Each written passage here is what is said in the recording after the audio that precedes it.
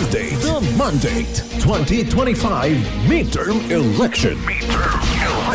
Samantala mga kabrigada, ang COMELEC at ang NPO nagsanib puwersa sa pagsisimula ng pag-iimprenta ng mga balota na gagamitin sa eleksyon. Brigada Jigo Custodio, ibrigada mo! Brigada Live Report.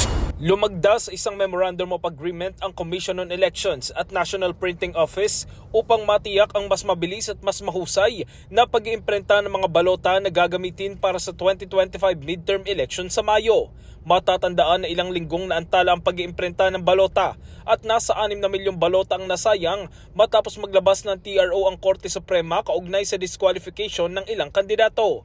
Ayon kay COMELEC Chairman George Erwin Garcia, bagamat may mga nakabinbin pa ring petisyon sa mataas na hukuman, tuloy na ang pag-iimprenta dahil masyado na maraming hadlang noong mga nakarang araw. Sa pagsisimula ng ballot printing ngayong Lunes, target ng COMELEC na makapag-imprenta ng 1.5 milyong balota araw-araw.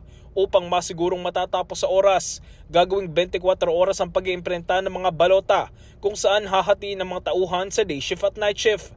Aabot sa mahigit 72 milyong balota ang gagawin at 6 na machine ang gagamitin at inaasahang matatapos ang pag-iimprenta sa April 14.